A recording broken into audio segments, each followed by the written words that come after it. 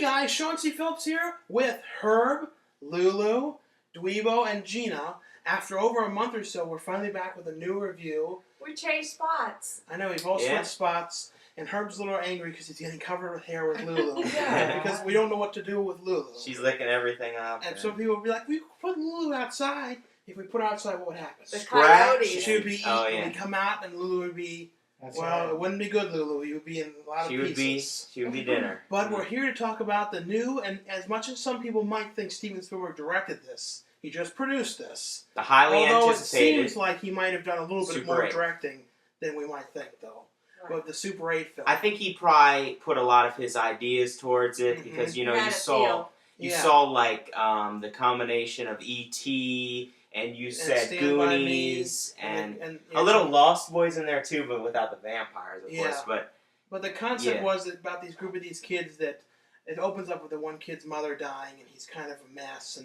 But the group of these kids are making a short film that they're going to try and submit to a film festival, and the fat kid is making it. Yeah, and he was really. It's always the fat kid. Always the fat kid. He was great though. You said that was his first thing. Yeah, he was really good. Yeah, hopefully, a lot of the kids was their first thing. If you had been younger, you could have been in that part. Yeah, I kind of was like him as a kid. Right. And the funny thing is that Uncle Alexander had that Super 8 when I was growing up, and we used to make all these really stupid movies, like me going to the Wizard of Oz, and it was like this one. I don't know if he even kept any of that stuff.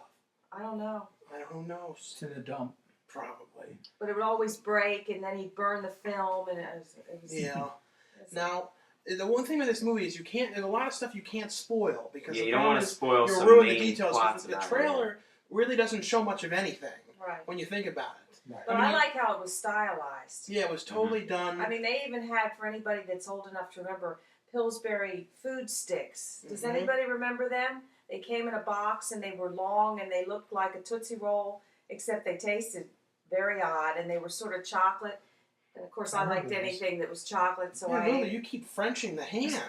I like the little details, like there were some like lens flares and stuff in the footage itself, which was really cool. But there was someone behind us in the audience when it was over going, "There's a lot of lens flare." Yeah, they were like saying, "Oh, so cliche." Kind of like film student types who were kind of trying to make a big thing about it, like, "Oh, that." It was cool though. I mean, film screen and all that. I was like, okay. I felt like going, "Shh, quiet." We don't need to pick it apart like that. But I love how... stay to the very end. Yeah, I love how the whole thing gets worked into there with their short film being like a major part of it, so... Yeah.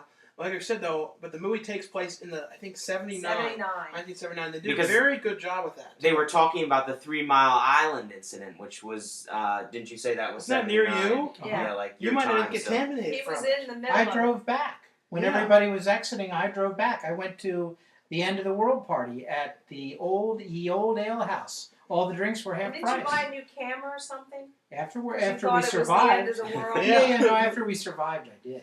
So you were actually through that? I was. Yeah, he drove right through there. I lived in Harrisburg, which was right around. Yeah, that's right. I actually took photographs. That's how his son started. I'm surprised that you don't have 3 legs because I took a model out into the water and waded out into the water right under the towers and did a whole series of sort of anti-nuclear things. Have you seen that model since? No. So who knows? She could be. But we waited out there and, it's okay. I did okay. Yeah. Still here. But like we said, though, they did a very good job of stylizing it like making it really look like it was the late 70s. Piece, yeah.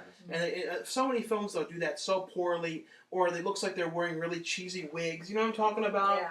Like, it just looks real cheesy. This didn't come across like this. This was pretty much almost like a lost nicely done. Steven Spielberg. Whoever was the stylist did a great job. And as much as it's J.J. Abrams and I never watched Lost. I don't know if it's really that good. I mean, everyone always says it is. Remember that one guy lived there when we were in Maryland? He was there. The guy that was in The Stepfather. The Stepfather. He came in the theaters. I love him. He was also Pin. Yeah, one of my favorite old horror movies. Watch that. But it was great. I think it's worth people really watching this. Yeah. And, as much as it had explosions and that kind of stuff, it was a lot of breaks between it. It wasn't like as much as some of the other ones. Like when you watch the trailer for the Transformers 3, it's like explosions every second and then one shot of off. The last hour of all those movies is all explosions. This, as much as, like I said, as much as it had that in it, it wasn't focusing on that as much as it was It had focusing great sound the effects, development. though. If you picked up, like, it was so loud, but, like, everything was so down to, like, an exact And the science. sound of the creature was a little bit like the Jurassic Park sound.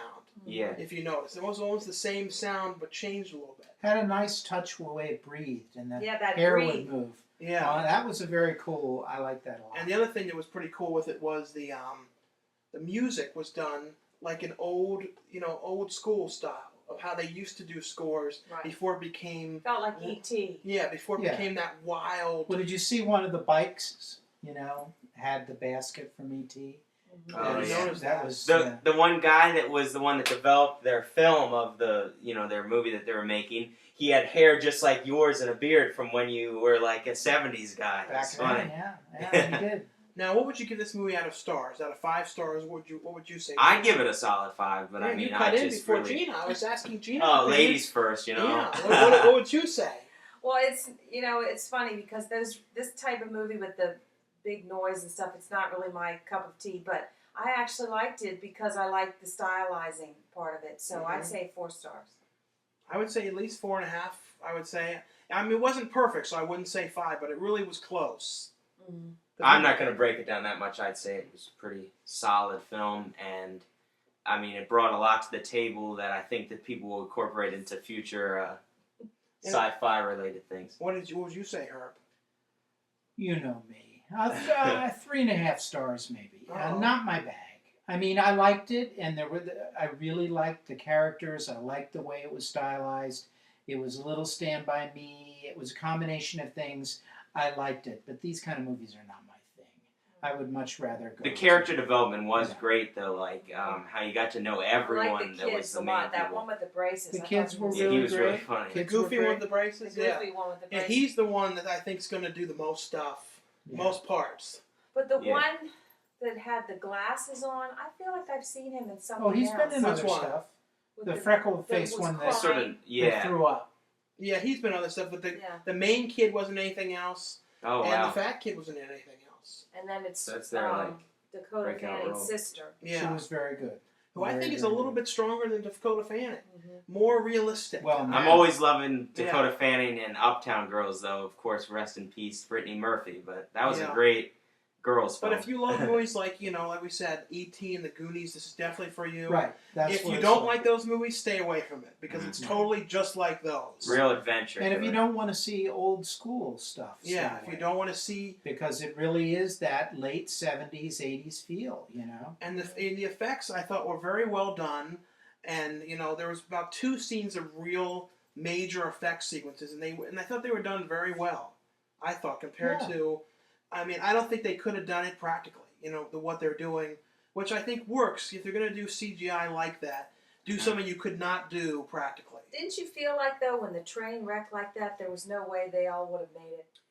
Yeah. There was so much. They would have gotten a lot of exposure and stuff, too. It was a little much. Burn their ears or their ears. You had to suspend belief. Yeah. I agree. But when it's Spielberg related, you gotta sort of do They're not going to kill, we don't want to ruin anything, but, they're not going to, kill the kids. Right in, the first 10 minutes, they're not going to blow them all Then what they're going to do is end it there. And her car was okay, too. Yeah. Oh, the car was let's not get into all the details, because they make it like it's a big deal at that scene, even though it's not huge. No, but... Not meaning to it. But anyway, though, thanks a lot for watching. We'll see you guys later. I don't know what we're going to review next. Anyway, I really want to see Tree of Life. We'll see you guys later then. Bye. Bye. Bye.